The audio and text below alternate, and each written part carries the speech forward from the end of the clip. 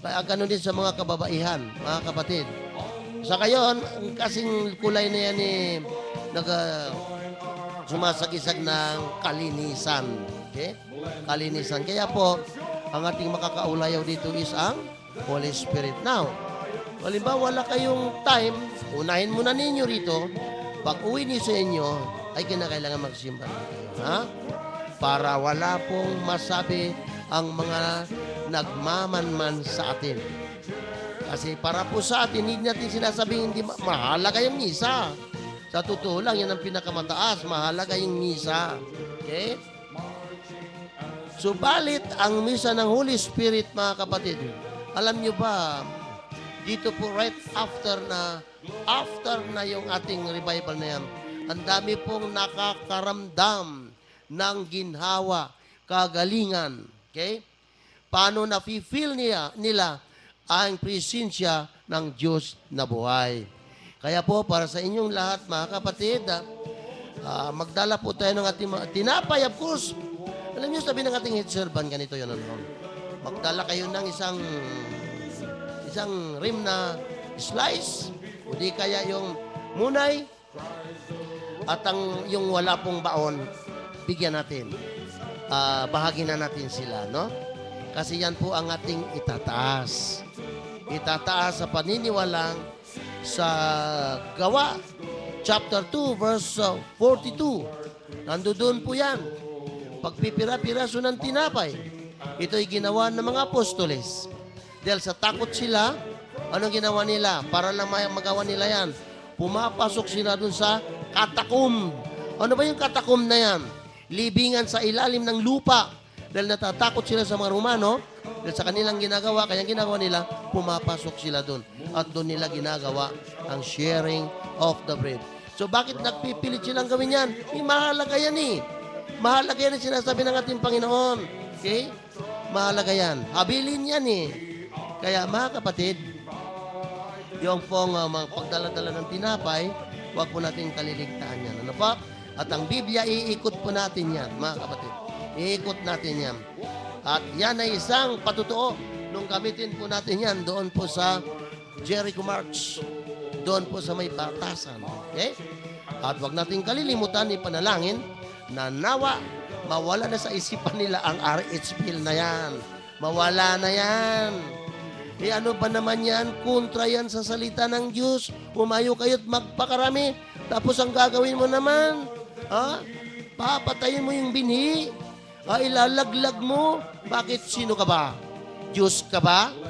Samantalang maliwanag sinasabi doon, umayo kayo at magpakarami. Pagkatapos tayong tao, hindi ba natin nalalaman na ang buhay natin pag-aari ng Diyos? Okay ba? So yan po, mga kapatid, ang ilang masasabi po natin dyan. At ngayon po, dadako na po tayo sa pinakasentro ng gawaing ito, ang pagbasa ng mabuting balita. Aawit muna po tayo.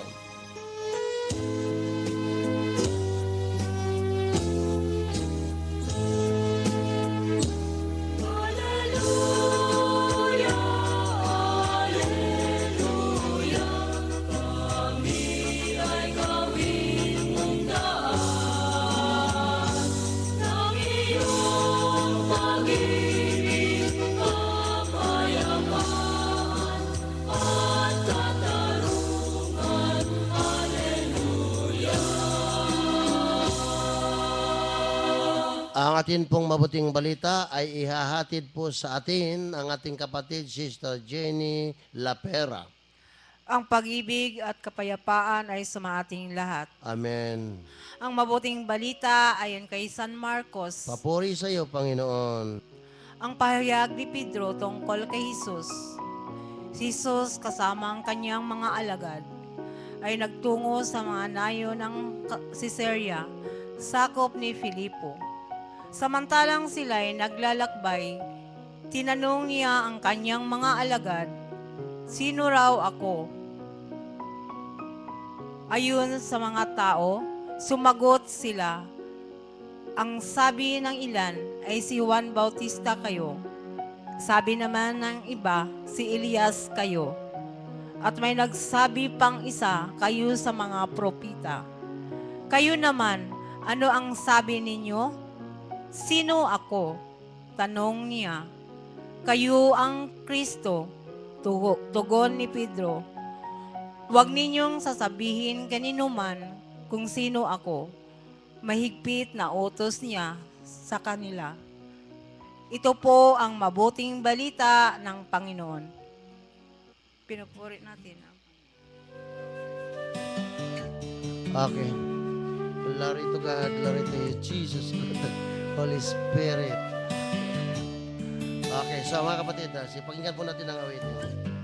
My Jesus, my Savior, Lord, there is none like you. All of my days, I want to praise the wonders of your mighty love. My comfort, my shelter, tower of refuge and strength. Let every breath, all that I am, never cease to worship you. Shout to the Lord, all the earth, let us sing. Power and majesty, praise to the King. Mountains bow down and the seas will roar at the sound of your name.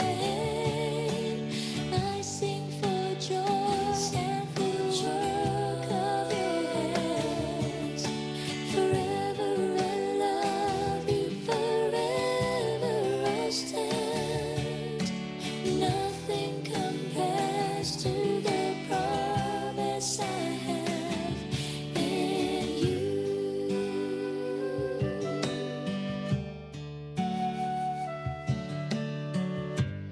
My Jesus, my Savior, Lord, there is none like you.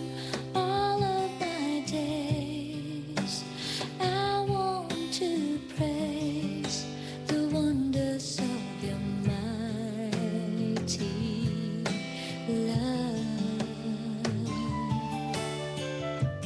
My comfort, my shelter, tower of refuge and strength. Let every breath, all that I am, never cease to worship you. Shout to the Lord, all the earth, let us sing.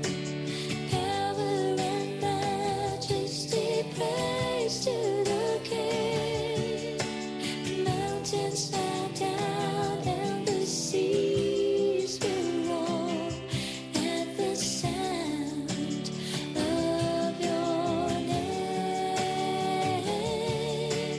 I sing for joy at the work of your hands.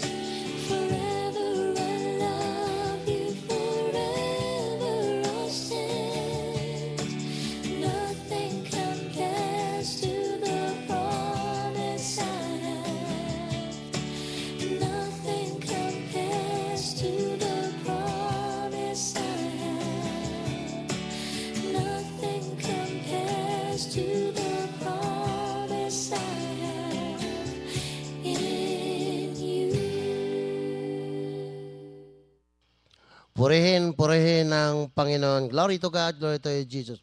Bueno mga kapatid, dadagdagan ko lang ha. Dudugtungan natin kasi medyo kinapos. Okay? Medyo kinapos. Yung pong pangalawang bahagi mga kapatid ay ang pagpapahayag ni Jesus tungkol sa kanyang kamatayan. Kaya doon sinasabi niya, ang anak ng tao ay dapat magbata ng maraming hirap. Kasi kailangan Kumbaga yan ang pambabayad sa atin. Hindi po pwedeng ganun lang kadalian. Ngayon, kung ang tanong dito, kaya bakit kailangan pa ni Kristo gawin yun? Hindi ba pwedeng, kumbaga isang pitik lang ganyan, niligtas ng kaya, bakit hindi? Kaya lang kasi mga kapatid, siyempre, ang lahat na yan gagawin ni Kristo ay sa pagayaan ng bunga ng pagsuway ng tao, kaya kinakailangan pagbayaran niya yan. Okay? Pagbayaran niya yan. So, yun ang sabi niya, magbata ng hirap ang anak ng tao. Yan. At ano pa, itatakwil siya ng mga matatanda ng bayan, mga elders. Hindi siya kikilala ni Nainom pa man, hindi na siya kinikilala. At of course, hanggang sa papatayin siya. Okay? So dito, maliwanag na sinasabi niya sa kanila, kaya nung masabi niyang ganyan, no? Nung masabi niyang ganyan, is itong si Pedro, na hindi siya papayag, hindi siya konforme. Pakinggan niyo. Maliwanag na sinabi niya ito sa kanila. Kaya niyaya siya ni Pedro sa isang tabi at sinimulang pagsabihan. Ngunit humarap si Jesus sa kanyang mga alagad at pinagwikaan si Pedro. Lumayo ka, Satanas. Ang iniisip mo ay hindi sa Diyos kundi sa tao. Yan. Pero kung titingnan po natin, itong si Pedro is talaga pong bilang tao, talaga ipagtatanggol niya yung kanyang Panginoon. Ngayon, hindi po pwede naman. Sa pamamaraan po naman ng Diyos, hindi po pwede sapagkat kailangan itong Mesiyas ay kinakailangan magbata. Okay? Magbata. Kasi kung hindi niya tatanggapin yon mga kapatid, wala tayong kaligtasan Wala tayong kaligtasan. Kaya yung sakripisyo ni Kristo, maging ng buhay niya, hindi sa kanya yan. Bilang tao, ang buhay niya, sakripisyo niya, yan ang ipambabayad ng ating mga kasalanan. Kaya si Pedro bilang tao naman, ay titingnan natin, tama nga naman, ano? Hindi, siyempre nga, sabi nga natin, nako, bago mangyari yan, magdaan mo na siya sa ibabaw ng aking bangkay. Pero hindi pala. Kabalintunaan pala dun sa gagawin ng ating Panginoon. Kaya ano sabi niya, yung nasa isip mo, hindi yan galing sa Diyos. Yan ay sa tao. Kaya ang sabi niya, lumayas ka. Lumayas ka, Satanas. Yan.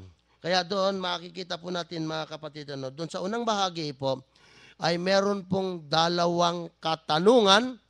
And of course, yung dalawang katanungan na yon ay dapat din, dalawa rin ang kasagutan. Okay, ibabalik ko sa inyo si Sister Jenny. Sister Jenny, magandang hapon sa iyo. Muli sa magandang hapon po, humingi po ako doon ng sorry sa gospel po, kaya hanggang 33 pala po. Sorry po. Muli sa magandang hapon sa ating Panginoon, sa kabalbalan ng Espiritu Santo, kay Brother King, Sister Early, Sister Jo Gonzales, alam ko nakikinig ka, Sister Delia, Sister Rosemary, Sister Mian, happy listening.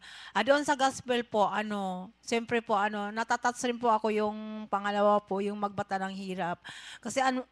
Kasi po sa Soldiers of Christ, gagawin mo po ang lahat o pa pong masusunod kung paano po ginagawa ng ating head servant. Kahit po pagod na po siya, kahit saan po siya ipadala, wala po siyang reklamo. Kung minsan po bilang tao nagreklamo tayo, pero si Jesus po dapat po tayo nga po ipako sa cross dahil tayo ang may mga kasalanan. Pero kung minsan po nandoon maraming mga problema, nandoon na po tayo susuko. Kaya nga pag tayo ang Soldiers of Christ, sabi nga sundalo ni Kristo, patuloy po tayong magpakababa lamang upang masunod natin ang kalooban na ating Panginoon. At kung ano mang iutos ng ating head servant, tutugunin natin para yung ating mga kapayapaan na sa ating isip. Tulad nga pong ginagawa ng ating head servant, kung paano siya pinadala iba-ibang lugar. Tayo rin pong mga kanyang mga alagad sumusunod. Kung paano po tayo sumusunod at ginagawa natin yung bilang isang Kristiyano. Ang Soldiers of Christ patuloy nga gumaganap sa salita ng Diyos, patuloy palaganap kung paano tinatawag ang COB. Basta sabi nga po ng ating Panginoon, kung paano siya nagbata ng hirap, tayo rin po, sumusunod rin po tayo kay Jesus. Sabi nga po, ang pag-ibig niya nandyan lang palagi. John 3:16, gano'n na lamang ang pag-ibig ng Diyos sa sanlibutan. Kaya ibinigay niya ang bugtong niya anak upang sumasampalataya hindi mapahamak bagos magkaroon ng buhay na walang hanggan. Tayo yun, iniligtas na ating Panginoon kung paano siya napakahirap dahil sa ating mga kasalanan para tayo mailigtas. Yun lang.